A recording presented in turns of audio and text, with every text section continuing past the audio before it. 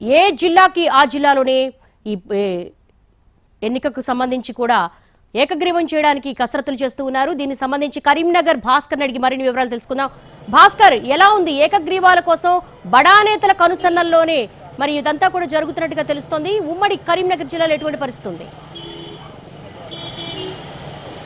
దేవి, ఉమ్మడి కరీంనగర్ జిల్లా వ్యాప్తంగా పంచాయతీ ఎన్నికల ఫీవర్ అయితే మొదలైందని చెప్పవచ్చు.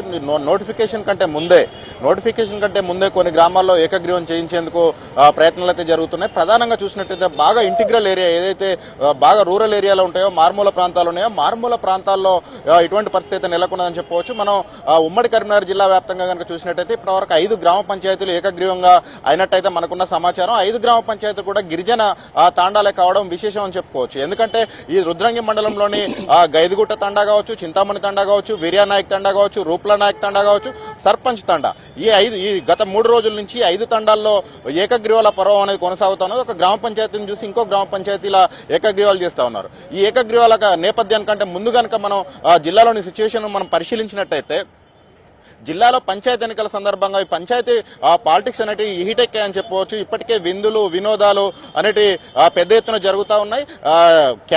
క్యాష్ రిలేషన్ రిఫ్రెష్మెంట్ అన్న కోణంలో మొత్తంగా ఈ ఎన్నికల తంతు అనేది కొనసాగుతుందని మనం చెప్పుకోవచ్చు. ఎందుకంటే డబ్బుతో కొనడం లేదు అనంటే తర్వాత క్యాస్ట్ కుల సమీకరణాలు, ఆ తర్వాత ఇటు రిలేషన్ బంధుత్వాలు, అటు రిఫ్రెష్మెంట్లు విందులు వినోదాలు, ఇట్లా ఈ సమీకరణాల నేపథ్యంలో పంచాయతీ ఎన్నికలు అయితే జరుగుతూ ఉన్నాయి. దీనికి సంబంధించి రాజకీయ పార్టీల జోక్యం, రాజకీయ పార్టీల గుర్తులు ఎక్కడ లేకపోయినప్పటికీ రాజకీయ పార్టీల జోక్యం అయితే స్పష్టంగా కనబడుతూ ఉన్నది.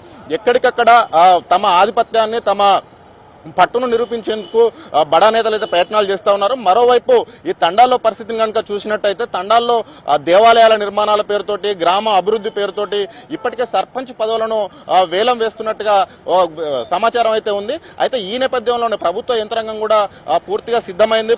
ప్రభుత్వ యంత్రాంగం కూడా అప్రమత్తమైంది. ఎట్టి పరిస్థితుల్లో ఏకగ్రీవాలు అనేవి బలవంతంగా చేయడానికి వీల్లేదు. ప్రతి ఒక్కరూ నామినేషన్ వేయాల్సిందే. నామినేషన్ వేసిన తర్వాత నామినేషన్ల స్క్రూటినీ ప్రక్రియ, ఉపసంహరణ గడువు ముగిసిన తర్వాతనే ఏకగ్రీవంగా చేస్తారు.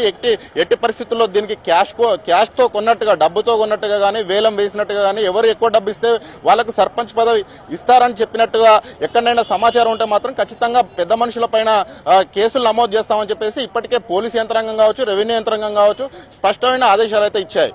ఎటువంటి పరిస్థితుల్లో వేలం వేయొద్దు, ఇది ప్రజాస్వామ్య స్ఫూర్తికి విరుద్ధం అని చెప్పేసి కూడా ప్రభుత్వ యంత్రాంగం వైపు చెప్తున్నప్పటికీ గ్రామాభివృద్ధి పేరుతో చిన్న చిన్న తండాలు దాదాపు 500 ఓట్లు 600 ఓట్లున్న గ్రామ పంచాయతీలు కావడంతో అభివృద్ధికి పెద్దగా నిధులు రావు కావడంతో దీని దేవాలయాల నిర్మాణాల పేరుతోటి పెద్ద మనుషులంతా మేము అంగీకారానికి కుదిరామని వాళ్ళ ఆఫ్ ద రికార్డు చెప్తున్నప్పటికీ ఇది ప్రజాస్వామ్య స్ఫూర్తికి విఘాతం కలిగిస్తుందని చెప్పేసి అయితే ప్రభుత్వ అధికారులు చెప్తా ఉన్నారు. మరోవైపు గ్రామాల్లో కనుక చూసినట్టయితే మొదటి విడత ఎన్నికలకు సంబంధించి నామినేషన్ల గడువు రేపు ముగియనున్నది.